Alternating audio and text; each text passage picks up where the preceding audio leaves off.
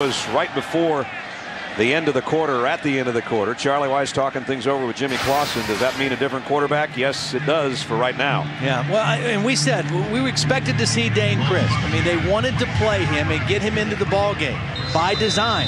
The question will be, how long will they play him, or how much will they play him?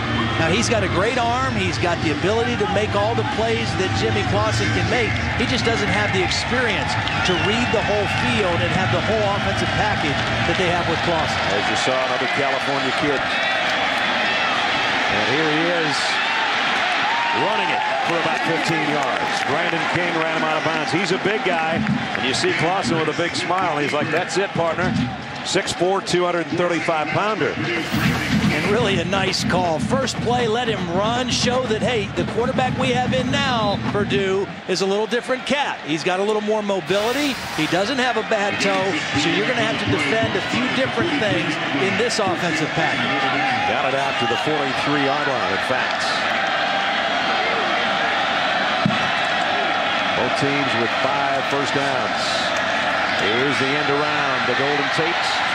That one kind of took a while to develop or something. Didn't look as smooth, but you can see the package for Dane Christ is much different than Jimmy Clausen. It's almost, those first 2 plays were almost like a wildcat formation type offense with a starting quarterback.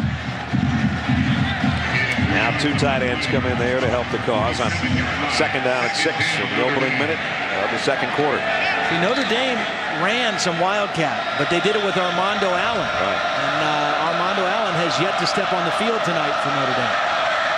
So Chris now in an empty backfield. Tate comes the other way, and now Chris wants to throw. And does, and in and out of the hands of his intended receiver. And that was a pretty good throw. Probably a pass that should have been caught. Again, this year, you talk about the Notre Dame offense, and that guy's not in there. That guy's not in there. That guy's out for the regular season. That leaves Golden Tate as the big playman that's still on the field. Yeah. And it makes a difference. I mean, Notre Dame has been so efficient offensively in the first quarter of their first 3 games, virtually unstoppable. But a different story tonight against Purdue.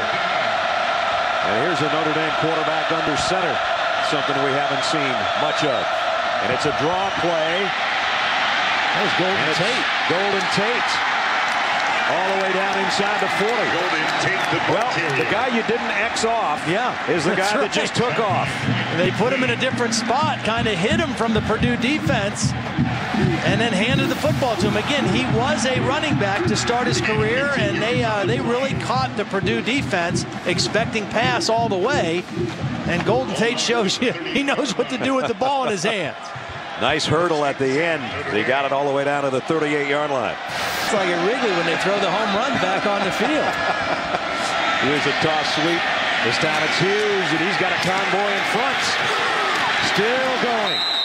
All the way down to the 17-yard line. And see, just the change of pace with Dane Christ and the wildcat-type plays, the quarterback run on first down, it just creates a little hesitancy in this Purdue defense. And now this is just a normal toss sweep, kind of a power running play, but it goes for big yardage against Purdue. They've got this Purdue defense back on their heels a little bit in this drive. Robert Hughes really moved from tailback to fullback to replace the injured James Aldridge.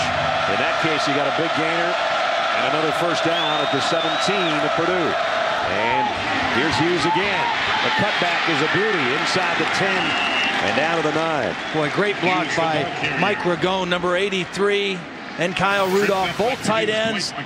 Watch this block on the end. Both tight ends secure the edge for Hughes, and then he turns it up right in between them. I mean, those are 2 outstanding players. Ragone really came into Notre Dame a highly touted, highly recruited guy, but knee injuries have really kept him off the field. Good looking drive, a different looking drive for Notre Dame. 6 runs, the 1 pass that should have probably been caught, but they've been doing this with power and misdirection, some end arounds and some wildcat. And now a straight handoff and a first down, almost to the goal line. Goes Robert Hughes. He got it to the 2 where it's first and goal. Notre Dame this year coming into the game tonight averaging 155 yards a game rushing. That is significantly better than the 2 years prior. I mean, they just had not been able to run the football. 73 yards so far tonight. And That makes a big difference. And look at that. From 2007 and 2008, the worst two in Notre Dame history. But this year, again, that veteran offensive line makes a big difference. By the way, Charlie Weis has never lost a game at Notre Dame when his team has outrushed the opposition. 17-0.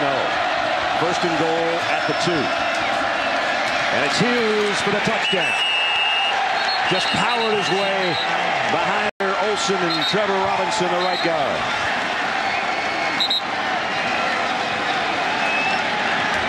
That's just plain smash mouth there for most of that drive. The first play with the quarterback run on the edge set the Purdue defense back on its heels, and then they just pounded them all the way down the field and into the end zone. Here's another look. Nice job. Again, the tight end got a good lead block. Bobby Berger, actually, the tight end playing at a fullback type of position, and now Nick Tausch will try to make it 10-7, and does. 73 yards in 9 plays with a backup quarterback. Jimmy Clausen's going, nice job, my man. Notre Dame in front, 10-7.